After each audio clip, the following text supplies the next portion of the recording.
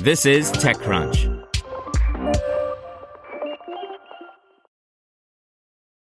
Microsoft taps 3 Mile Island, yes, that 3 Mile Island, to power AI.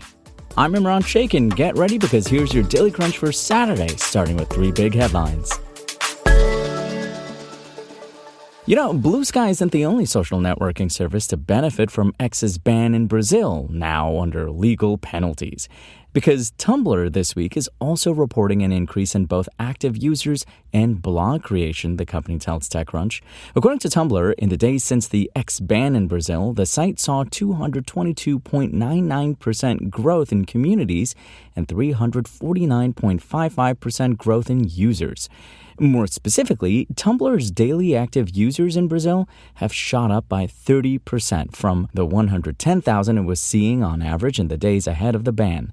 What's more, the new users aren't just visiting the site, they're creating accounts too, Tumblr claims. The company says blog creation and community joins have also increased. The company didn't provide metrics on this front, however. Of those users who joined communities, Tumblr found that the percentage of daily active users in Brazil was also 5 times higher than those in the rest of the world.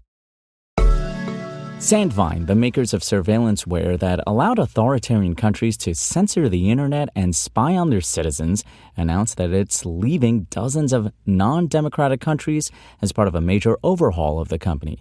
The company, which was founded in Canada, published a statement on Thursday claiming that it now wants to be a technology solution leader for democracies. As part of this new strategy, Sandvine said it has already left 32 countries and is in the process of leaving another 24 countries.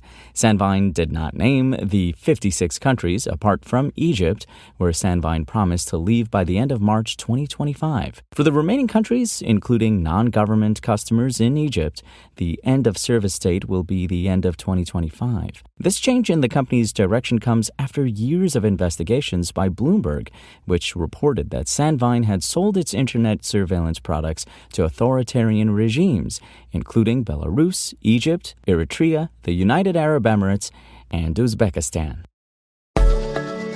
The data centers that train the large language models behind AI consume unimaginable amounts of energy, and the stakes are high for big tech companies to ensure they have enough power to run those plants. That's why Microsoft is now throwing its weight behind nuclear power. The tech giant on Friday signed a major deal with nuclear plant operator Constellation Energy to buy power for its data centers from the energy company's 3 Mile Island Unit 1 nuclear plant. The plant is located right next to TMI Unit 2, which infamously melted down in 1979. Unit 1 was shut down in 2019 as demand for nuclear energy waned amid competition from cheaper energy alternatives like natural gas, solar, and wind power. Constellation said it plans to spend $1.6 billion to revive the Unit 1 plant, pending regulatory approval by 2028. The financial terms of the deal weren't disclosed. Microsoft has agreed to purchase all of the power from the reactor over the next 20 years, a Constellation spokesperson told TechCrunch. Once restored, the reactor promises a capacity of 835 megawatts. The new plan will also be renamed the Crane Clean Energy Center, CCEC, after Constellation's former CEO Chris Crane, who died in April. The plant is expected to create 3,400 direct and indirect jobs, add $16 billion to Pennsylvania's GDP, and generate more than $3 billion in state and federal taxes, according to an economic report commissioned by the Pennsylvania Building and Construction Trades Council. And it's startup news time to wrap things up. Alan, the French insurance unicorn, just signed a multifaceted deal with Belfius, one of the largest banks in Belgium, that includes a distribution partnership along with a significant financial investment in the startup. Belfius is leading Alan's Series F funding round of 173 million euros, around $193 million at current exchange rates. Some of Alan's existing investors are participating once again, namely Ontario Teachers Pension Plan via Teachers Venture Growth, Temasek, Coatue, and Lakestar. If you aren't familiar with Alan, the company originally started with a health insurance product that complements the national healthcare system in France. French companies must provide health insurance to all their employees when they join. And PhysicsWallah, an Indian edtech startup, has secured $210 million in fresh financing amid a tough funding environment for edtech companies in the country following the collapse of Byju's, once the biggest company in the space.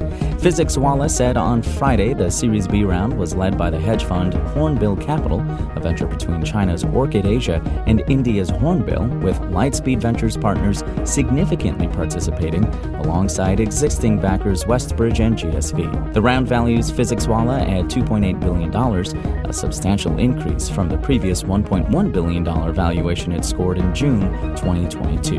The startup has raised over $310 million to date. And that's your Daily Crunch. Today's stories were reported by Sarah Perez, Rebecca Bilan, and more beautiful, lovely TechCrunch journalists. We'll see you here next week, and until then, find us at TechCrunch.com.